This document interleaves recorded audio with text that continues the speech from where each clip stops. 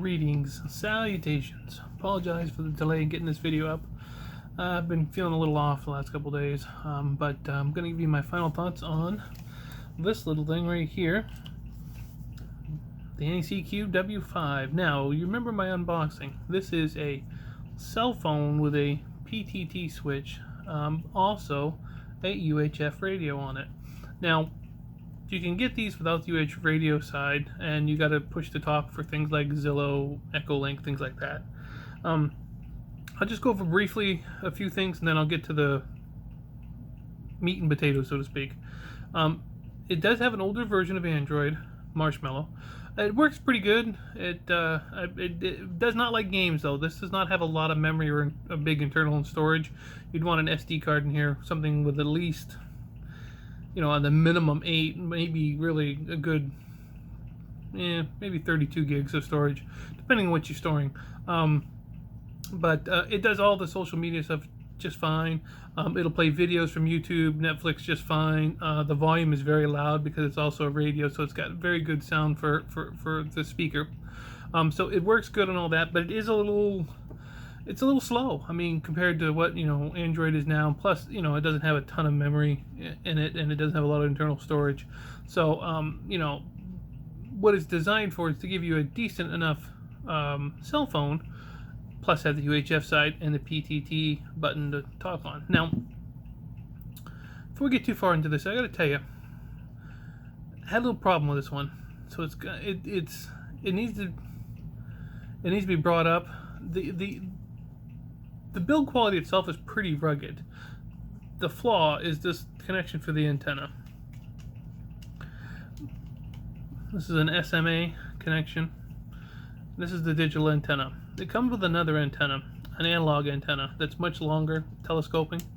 That antenna does not work. I don't know why it doesn't work on here, but it just doesn't. I tried it, and it just didn't really do a very good job. And when I sent a question about that to the people that built this, their answer was it's a gift, so it doesn't matter if it doesn't work, which is kind of a little strange, I thought. Why would you throw something in if it didn't work? I'm not so sure about that. I tried some rubber ducky antennas and my dipole antenna on it, and they all have the same connections as this, but they wouldn't work. And then when I went back to the digital antenna, after trying the other antennas out, each one individually, it would take a little bit of finagling and kind of tapping a little bit to kind of get the antenna just right or something, and then it would work again. But it wouldn't work on any other antennas but this. So that's not the best. I'm thinking there might be a cold solder joint in there, but I'm not 100% sure. I talked to people that I bought this from, and you could send it back to the repair shop in California, but I wouldn't know how long it was going to be gone, and to be honest with you, I wasn't that big of a deal. If you stick with the little digital antenna, it seems to work pretty good. But the other antenna doesn't really work, and other antennas that you might want to try on it probably aren't going to work, so keep that in mind. Now, if you're close to some repeaters or you got good elevation, shouldn't make any difference. This antenna will probably just do fine for you.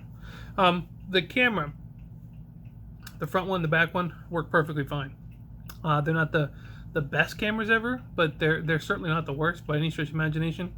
Especially in good lighting, they take a fairly good picture.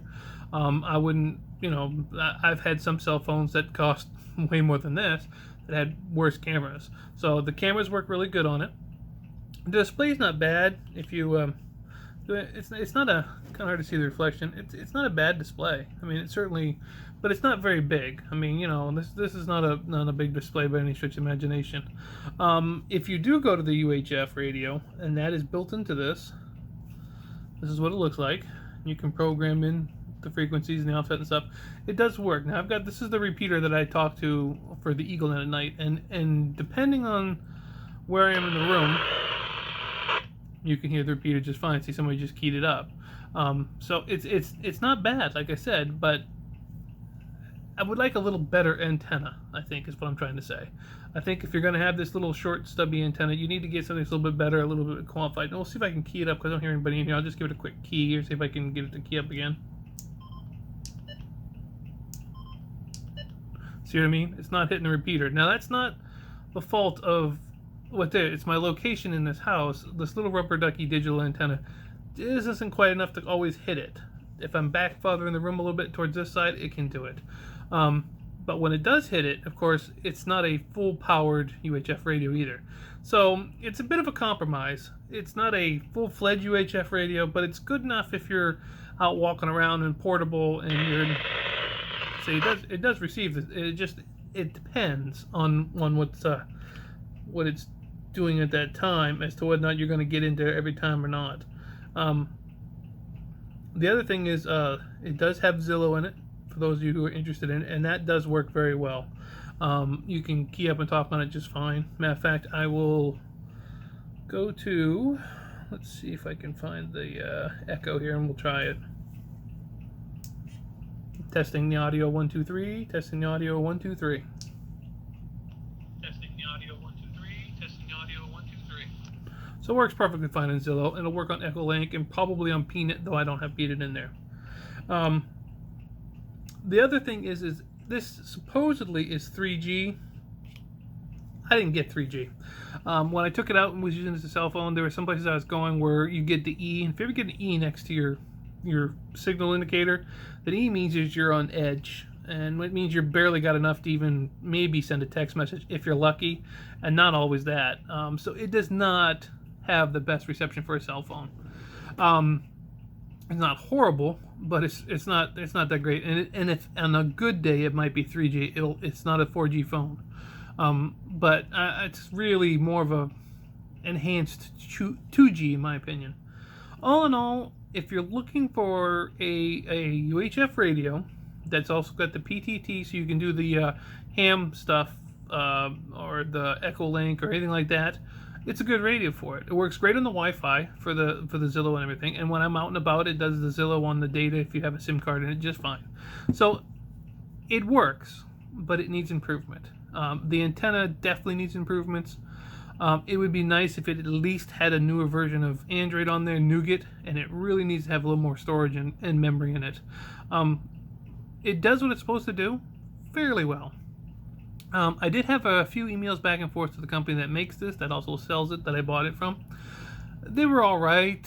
I don't really feel that they were real interested in about solving the antenna problem. I don't know. I wasn't real sure that they really cared, to be honest with you. But all in all, it's not bad. I mean, this is a niche item. This is not something a cell phone person is going to get because it's not the best cell phone. It's not a camera person's because it's not the best camera, and it's not the best UHF radio. But instead of carrying a camera, cell phone, and UHF radio, if you're willing to compromise a little on each one of those, you get a pretty good one. Now, this would be great if you were somebody that was working and needed UHF communications on a job site or something like that, and still needed to have a cell phone and the cameras in case you need to take some photographs or something. Plus, you've still got the internet and stuff on it. So it would work for that.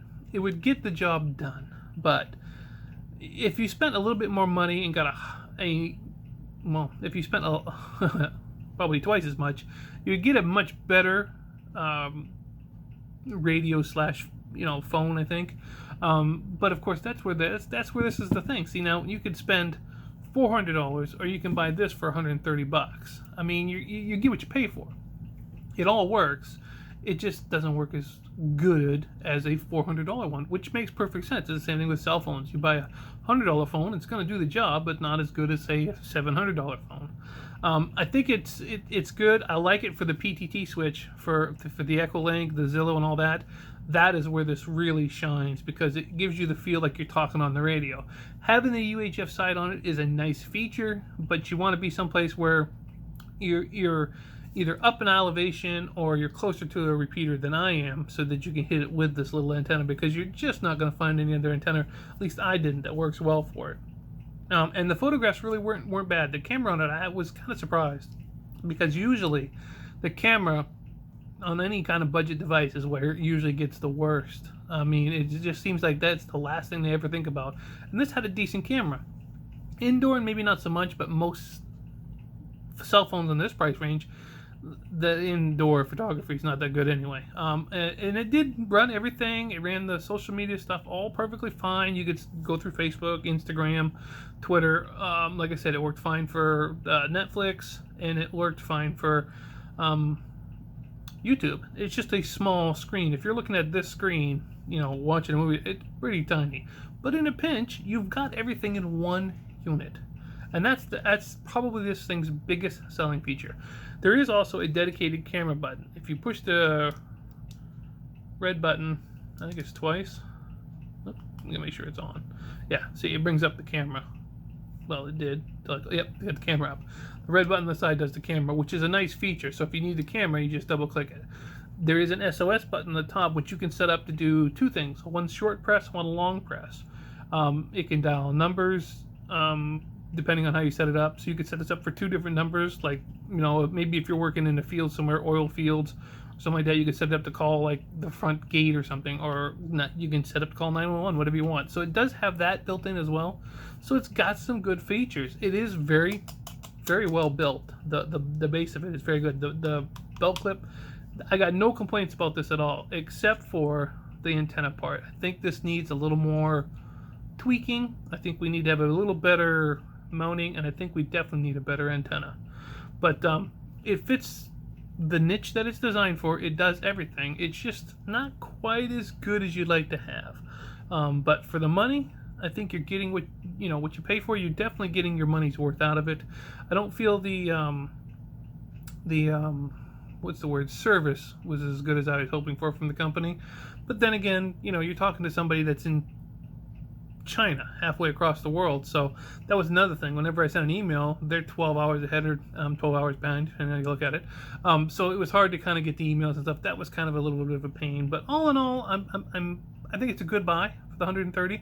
I don't think I'd want to pay more than that. And if you could find it for a little bit less, that'd be great. I know it also sells for as high as $300. Don't buy it for $300.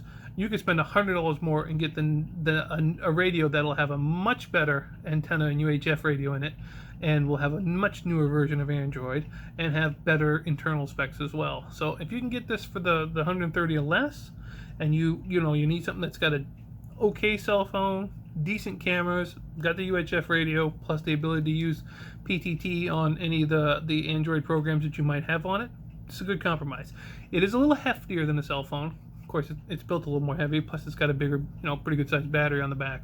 But all in all, it's not bad. If it's something you're interested in, if that's something you kind of want to get into, this would be a good entry level to get in. Try it out, see if you like it. And that way you're not investing like $400 on a radio, and then you're kind of stuck with it if you don't like it. All in all, not bad. If you get a chance to pick one up for 130 or less, then it's definitely worth it. Other than that, save your money, buy something a little bit better. Alright, sorry for the delay.